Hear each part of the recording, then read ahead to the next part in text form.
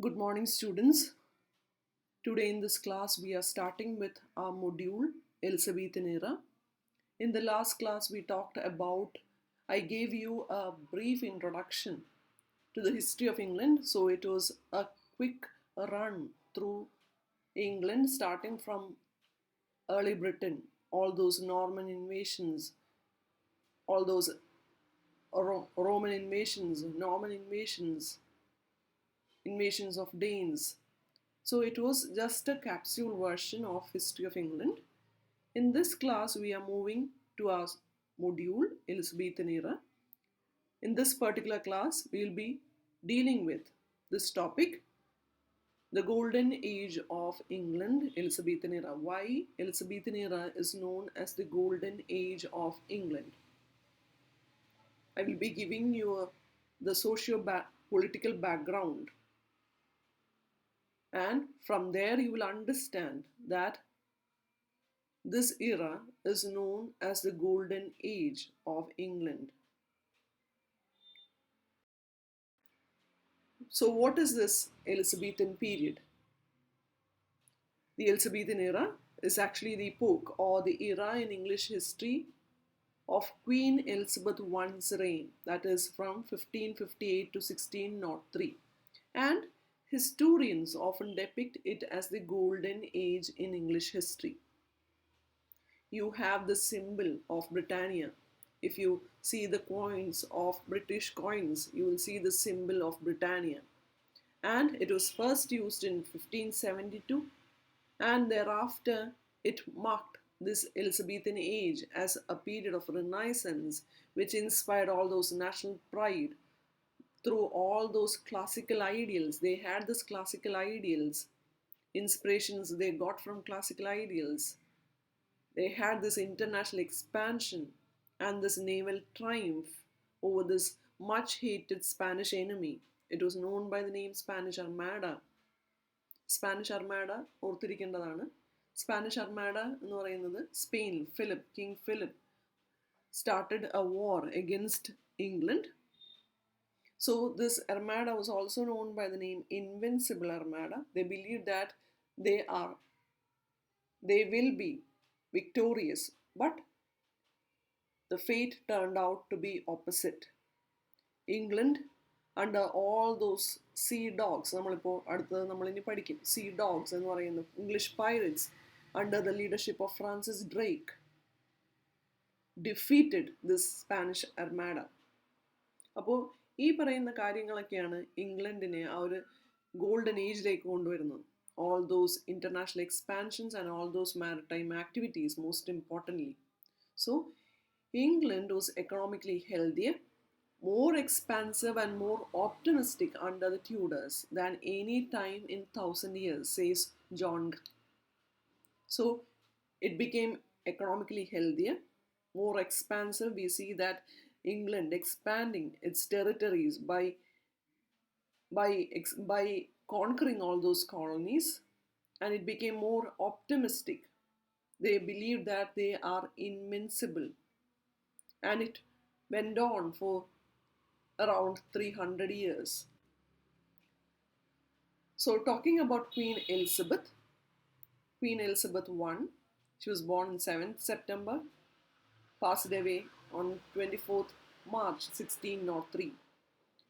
She was the daughter of Henry VIII and Anne Boleyn, and she was the regnant. She is known by the name Queen Regnant of England and Ireland until her death. She was the fifth and the last monarch of Tudor dynasty. And from there, the next dynasty starts. After Queen Elizabeth, the next dynasty starts. It is Stuart dynasty. So she was the last monarch of Tudor dynasty. And she succeeded this Catholic Mary I. And there was this clash between Catholic Mary because Queen Elizabeth was a Protestant. And due to this reason, she was imprisoned for a year for supporting all those Protestant rebels. ആ ഒരു Catholic Protestant strife, ആ ഒരു clash എപ്പോഴും ഉണ്ടായിരുന്നു ഇംഗ്ലണ്ടിൽ. ഇപ്പോൾ ഇംഗ്ലണ്ടിൽ ഭരിക്കുന്നത് ക്വീൻ എലിസബത്ത് I ആണ്, and she was A Protestant. And why is it termed as the Golden Age? So, this is the important part we are discussing in this lecture. So, these years of Elizabeth I's reign were full of, first of all, it was uncluttered by internal family struggles. നമ്മൾ പറയും ഈ വീട്ടിൽ സമാധാനം ഉണ്ടായിക്കഴിഞ്ഞാൽ എല്ലാം സമാധാനമായിട്ട് പോകും എന്നുള്ളത്. അതുപോലെ തന്നെയായിരുന്നു ഇവിടെ ഈ പറയുന്ന ദേവൽ nothing like internal family struggles, just because the fact that Elizabeth had no brothers or sisters to claim the throne. അതുകൊണ്ട് അങ്ങനെ ഒരു കുഴപ്പങ്ങൾ ഇംഗ്ലണ്ടിൽ ഉണ്ടായിരുന്നില്ല. And almost all those struggles with France were in abeyance. Abeyance is suspended during this time. ഫ്രാൻസുമായിട്ട് relatively peaceful ആയിട്ട് പോകുന്നൊരു സമയമായിരുന്നു. അതോടൊപ്പം തന്നെ ഞാൻ നേരത്തെ പറഞ്ഞ Spanish Armada, it was the only challenge to her sovereignty. It was destroyed by storm and good luck. She had the sea dogs like Francis Drake, and along with that she was fortunate to have good luck. And it was destroyed by storm. അങ്ങനത്തെ ആ ഒരു എല്ലാം കൊണ്ട് അനുകൂലമായ ഒരു സാഹചര്യത്തിൽ she could win the Spanish Armada. And it was also a time of temporary peace and prosperity. That is why it is known as the Golden Age. And before there was this America's, after that we had this America's growth and revolt, and there is this onslaught of plague.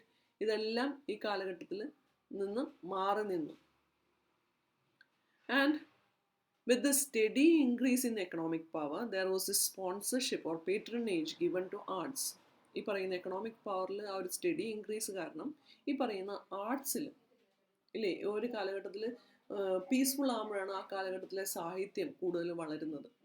So ഇവിടെ ലിറ്ററേച്ചറും ഡ്രാമയും got special focus. We had all those well-educated university wits. It's a group of playwrights who took advantage of the wide range of social classes available as audience. Even the common people could enjoy, because it was നേരത്തെ പറഞ്ഞ പോലെ it was a peaceful period. അതുകൊണ്ട് എല്ലാവർക്കും ഈ പറയുന്ന കാര്യങ്ങൾ enjoy ചെയ്യാൻ പറ്റി, കൂടുതൽ എൻ്റർടൈൻമെൻറ്റിനുള്ള അവസരങ്ങൾ കിട്ടി. And as I said earlier, the Catholic Church was relatively powerless. They had this Queen Elizabeth who was a Protestant. അത്രയും അധികാരത്തിലിരിക്കുന്ന ക്വീൻ, വളരെ പവർഫുൾ ആയിട്ടുള്ള റൂളറായിട്ടുള്ള ക്വീൻ പ്രൊട്ടസ്റ്റൻ്റ് ആയത് കാരണം കാത്തലിക് ചർച്ചിന് അധികം ഈ പറയുന്ന ആ ഒരു ക്ലാഷ്, അല്ലെങ്കിൽ it was relatively powerless.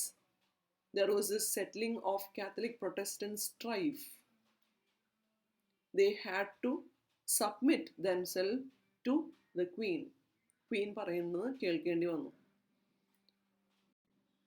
And talking about culture, it is said that Renaissance came late to England in contrast to Italy and other states of continental Europe. The fine arts in England during this Tudor period, during all these Stuart eras, are dominated by all those foreign and imported talent. Yet, there was this native school of painting developing. പതുക്കെ പതുക്കെയാണ് ആ ഒരു ഇംഗ്ലണ്ടിലേക്ക് renaissance എത്തിയത്. And during this Elizabethan era, we see William Shakespeare at his peak. Along with him, there are Christopher Marlowe and other playwrights. They kept these actors and theatres constantly busy. And it is said that this high culture of Elizabethan Renaissance got best expression in theatre. Drama, തിയേറ്ററിലായിരുന്നു ഈ പറയുന്ന Elizabethan റിനൈസൻസിൻ്റെ ആ ഒരു best expression. Elizabethan Renaissance can be equated to what happened in theatre. And gender, we can always say that ഒരു രാജ്യത്തിൻ്റെ പുരോഗതി എന്ന് പറയുന്ന ആ നാട്ടിലെ സ്ത്രീകളുടെ പുരോഗതിയാണെന്ന് പറയും. So here in England, they had all these well-educated upper-class women, and along with that, there is an interesting fact that Queen Elizabeth had this unmarried status, which inspired a cult of virginity. She was unmarried, and it actually inspired a cult of virginity. In poetry, In painting, she was depicted as a virgin or a goddess or even both, but not as a normal woman. And she always emphasized this theme, maternal theme, that she always says this like she was married to her kingdom and subjects.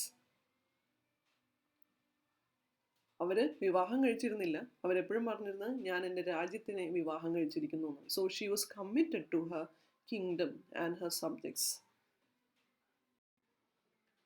And science.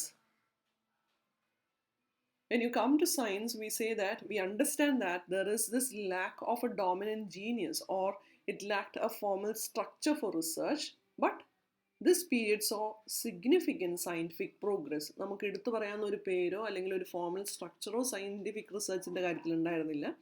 But there were many scientific progress, and most of these scientific progress were related to maritime activities. ഈ പറയുന്ന practical skill of navigation. All these English achievements in exploration happened due to this scientific progress. അവർ ഈ പറയുന്ന ship ബിൽഡിങ്ങിലാണ് ഈ പറയുന്ന scientific skills കൂടുതൽ use ചെയ്തിരുന്നു. അത് അവർക്ക് ഇൻ്റർനാഷണൽ എക്സ്പാൻഷന് സഹായിച്ചു, അവരുടെ ടെറിട്ടറീസ് എക്സ്പാൻഡ് ചെയ്യാൻ സഹായിച്ചു. ഈ പറയുന്ന അവരുടെ ആ ഒരു നാവിഗേഷൻ സ്കിൽസ് കൊണ്ട് അതിന് അവർ ഈ സയൻസ് ഉപയോഗിച്ചു. We had this English settlements in North America happening during this period. And this is the main point why England was called this gold, or this period is known as the Golden Age. It is because of this rise of England as a maritime power. It is the greatest accomplishment of Elizabethan England, the nation's rise as a maritime power. It is with this maritime activities they started discovering new lands. They started discovering new trade routes. ഇവിടെ നിന്നാണ് അവർ പുതിയ trade Roots കണ്ടുപിടിക്കുന്നത്, പുതിയ രാജ്യങ്ങളെ discover ചെയ്യാൻ പോകുന്നത്. And this actually gradually transformed England into a manufacturing and trading community. Luxuries, wealth started flowing from other countries into England. And as I said earlier, we had all these English pirates. They were known by the name, Spaniards called them English sea dogs. So English pirates has been taking all those Spanish gold shipments from the New World for years. We have this person, Francis Drake, who led the way in England, becoming an imperial nation in its own right. It is said that Drake circumnavigated the globe. So we had other people, other mariners like Sir Walter Raleigh, etc. And during this period, English shipbuilding increased. And this would set the stage for the next 300 years of English imperialism. അവിടെ നിന്നാണ് England സൂര്യൻ അസ്തമിക്കാത്ത നാട് എന്ന് വിളിക്കുന്നത്. എന്തുകൊണ്ടാണ് അതിനെ സൂര്യൻ അസ്തമിക്കാത്ത നാടെന്ന് വിളിക്കുന്നത്? It is the land that sun never sets. Because ഈ പറയുന്ന ബ്രിട്ടനിൽ സൂര്യൻ അസ്തമിക്കുമ്പോൾ അതിൻ്റെ ഏതെങ്കിലും ഒരു കോളനിയിൽ സൂര്യൻ ഉദിച്ചു കാണും. അത്രയും കോളനികൾ ഈ പറയുന്ന ബ്രിട്ടൻ ഉണ്ടായി. ഇതിൻ്റെ ആരംഭം ഇവിടെ നിന്നാണ്. ഇംഗ്ലണ്ടിൻ്റെ ആ ഒരു കോളനൈസേഷൻ സ്റ്റാർട്ട് ചെയ്യുന്നത് എലിസബത്തൻ പീരിയഡിലാണ്. Elizabeth is the one who chartered this East India Company. It has a great significance when you study the history of even India. ഇന്ത്യയുടെ ഹിസ്റ്ററി പഠിക്കുമ്പോൾ ഈസ്റ്റ് ഇന്ത്യ കമ്പനിയുടെ സിഗ്നിഫിക്കൻസ് നമ്മൾ അറിയുന്നതാണ്.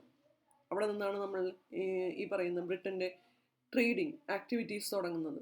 So Elizabeth chartered this East India Company in 1600, and there starts this 300 years of colonization by England. And as I said earlier, religion. Elizabeth reinstated this Protestant Bible and English Mass, which Catholic Mary I had abolished. And this Pope declared her as heretic. Heretic is a person who went against the religion. And the Pope even sent all those Jesuits, all those missionaries in a secret manner to evangelize or support Catholics. But all these secret missions were overthrown by Queen Elizabeth. Catholics were treated as traitors, and people who support Catholicism were excluded from professions, sometimes fined or imprisoned. കാത്തലിസിസത്തിനെ support ചെയ്ത ആൾക്കാരെ അവരുടെ ജോലികളിൽ നിന്നും പുറത്താക്കി, അവരെ fine ചെയ്തു, അവരെ ഇംപ്രിസൺ ചെയ്തു. അങ്ങനെ ക്വീൻ എലിസബത്ത്, പ്രൊട്ടസ്റ്റൻ്റ് ആയിട്ടുള്ള ക്വീൻ എലിസബത്ത് കാത്തലിസിസത്തിനെ അപ്പാടെ ഒരു മാർജിനിലേക്ക് മാറ്റി നിർത്തി. അത്രയും കാലം England was under the direct control of pope. പോപ്പിന് അതിൻ്റെതായ സിഗ്നിഫിക്കൻറ്റ് പ്ലേസ് ഉണ്ടായിരുന്നു, പൊസിഷൻ ഉണ്ടായിരുന്നു. ഈ ഒരു പീരിയഡിൽ ആ ഒരു പൊസിഷൻ മാറി Protestants comes to the centre.